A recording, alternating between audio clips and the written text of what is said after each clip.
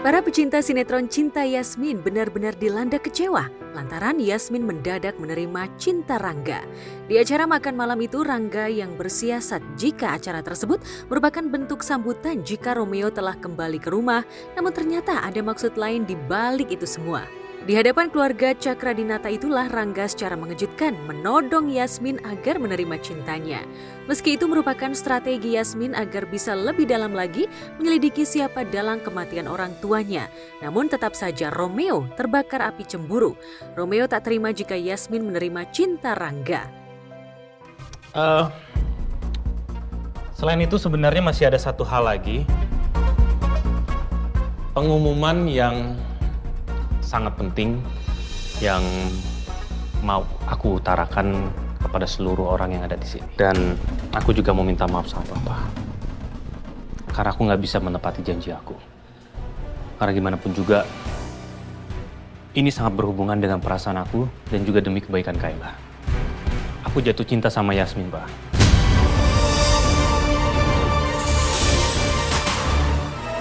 Apa kamu bersedia menerima lamaranku? Saya bersedia, Pak. Saya ngelakuin ini semua demi Kayla. Karena saya juga ada sayang sekali sama Kayla.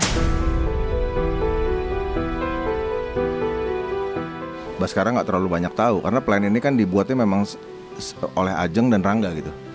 Ya, yang memang yang nge-push itu kan memang memang Ajeng ya. Yang jelas untuk menguasai perusahaan Cakradinata, itu sih misinya. Hati siapa yang tak sakit melihat orang terkasih menerima cinta pesaingnya? Hati Romeo benar-benar hancur menyaksikan dengan mata kepala sendiri tambatan hatinya mengamini ajakan Rangga. Tentu saja Ajeng yang mendukung hal tersebut tampak begitu bahagia lantaran Yasmin menerima cinta putra sulungnya. Tapi sayangnya Baskara dan Alisa sama sekali tak terlihat bahagia. Apalagi Rangga sama sekali tak memberitahu terlebih dahulu kepada ayahnya soal lamaran tersebut. Rangga, sejak awal Papa bilang sama kamu, nggak ada lagi kamu menjalin hubungan sama Yasmin. Tapi malam ini, kamu bisa-bisanya ngelamar dia. Kamu udah nggak anggap lawan Papa. Kamu mau ngelawan Papa? Pak, dengarkan dulu penjelasan. Kamu diam dulu. Papa mau dengar penjelasan dari dia. Alasan aku ngelamar Yasmin, karena aku cinta sama Yasmin, Pak. Udah, sesimpel itu aja. Sesimpel itu. Dan itu artinya kamu ngelamar tanpa izin Papa begitu? Memangnya salah kalau Rangga sama Yasmin? Nggak ada yang salah, Pak. Justru Rangga jauh lebih baik karena Yasmin. Papa harus sadar itu dong. Sebenarnya kan dia mau menghindar dari upayanya Nina nih untuk terus mendekati Rangga. Karena kalau dekat mungkin ya histori yang dulu, yang histori kelamnya itu mungkin menurut Ajeng nih akan cepat terbuka dan Baskara akan tahu itu semua. Adegan aku diomelin sama Pak Baskara sih, gitu. Karena melangkah dia, tidak memberitahu dia, tapi tetap Pak Baskara sangat mencintai istrinya dan akhirnya nurut aja. Ya kalau Papa sih pasti nggak setuju kalau bokap ceritanya, karena emang nggak setuju karena dia tahu ada sesuatu di situ. Tapi yang lain kayak nyokap gitu setuju karena nyokap emang yang mendukung sih kurang lebih tuh. Romeo benar-benar berkubang dalam galau. Ia seperti tak terima jika tambatan hatinya diambil oleh kakaknya sendiri, meski ini merupakan strategi. Meski sakit, namun Romeo sadar jika yang dilakukan itu untuk kebaikan Yasmin juga. Sayang, aku minta maaf. Ini karena aku mikirin kamu, aku rasa cuma ini satu-satunya cara.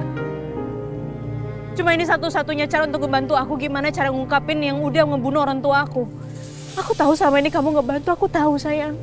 Tapi kamu tahu kan, akses kamu ke keluarga Cakradinata pun juga terbatas. Yasmin, aku bisa bantu kamu tanpa kamu harus menerima lamarannya Mas Rangga. Sayang, tapi kamu tahu sendiri kan, kita tuh udah buntu.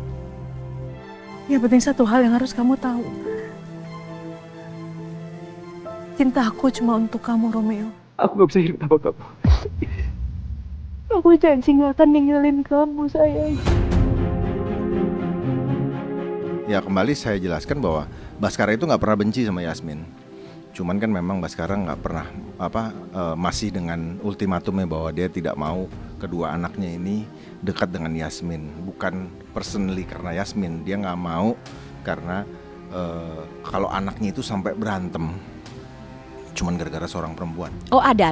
Aku menerapkan kepada Pak Baskara bahwa apa yang aku bikin ini harus diterima karena demi kebaikan semuanya, terutama demi kebaikan cucu aku.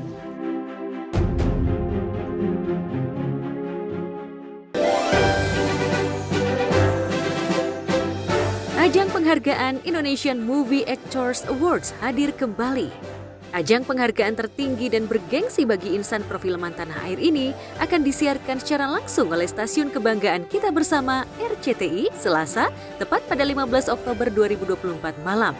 Tahun ini, Indonesian Movie Actors Awards akan menghadirkan total 15 kategori dan terbagi dalam 2 kategori utama, yakni 8 kategori terbaik dengan penentuan pemenangnya berdasarkan dari penilaian Dewan Juri.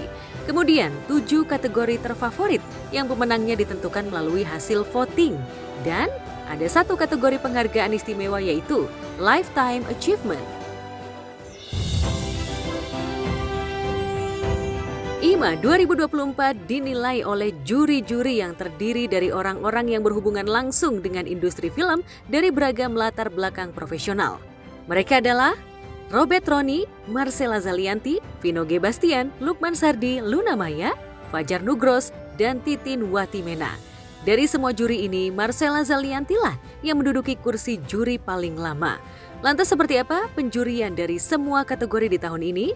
Benarkah ada banyak perbedaan dari tahun-tahun sebelumnya? Kalau bicara mengenai jadi juri IMA, tentu selalu senang karena ini saya tuh sudah mungkin bisa dikatakan dibanding teman-teman juri yang lain, mungkin saya paling duluan startnya di tahun yang lebih dulu, jadi saya udah mungkin paling lama menjadi juri Indonesian Movie Actors Award. Namun yang memang paling spesial di ajang ini yang berbeda dari ajang lainnya karena memang kita secara spesifik kita mendedikasikan piala ini memang khusus diperuntukkan untuk insan film tapi dikhususkan untuk para aktor.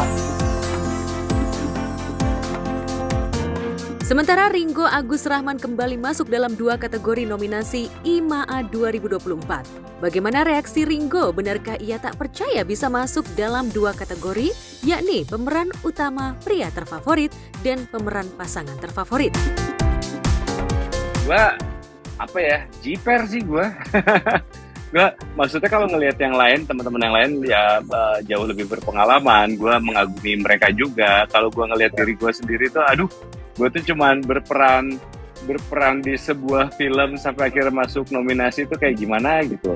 Terus yang kocaknya lagi tuh kayak gue masuk ya, terus gue lupa tahun berapa kemarin masih ada piala dari Indonesian Movie Awards ya, belum jadi Indonesian Movie Actor Award.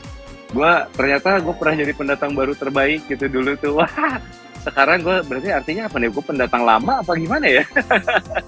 Sampai ke titik ini gue gue bersyukur aja sih, maksudnya bukan sesuatu yang gue sangka ketika gue main film dan akhirnya masuk nominasi sampai titik ini aja gue udah happy kok gitu loh, happy dan terima kasih loh buat yang udah milih kayak gitu. Walaupun kalau bilang pede nggak, waduh ya nggak pede sih gue. Ringo mengawali karirnya sebagai penyiar radio di Bandung hingga akhirnya ia mendapat tawaran bermain di film Jomblo yang ditayangkan pada tahun 2006 lalu. Alhasil, film perdananya itu membuat Ringo masuk nominasi di ajang Festival Film Indonesia. Sejak saat itulah namanya kian melambung dan banyak membintangi film-film box office tanah air. Walaupun misalnya ada prestasi yang orang lihat gitu ya, itu saya selalu bilangnya kebetulan. Kenapa kebetulan? Saya kebetulan terlibat di dalam film yang dikerjakan dengan orang yang sungguh-sungguh gitu dengan yang lain. Saya selalu ngerasa semua pencapaian itu bukan karena saya sendiri, tapi karena terlibat dengan orang-orang yang luar biasa. Justru yang di sekitaran saya yang hebat-hebat.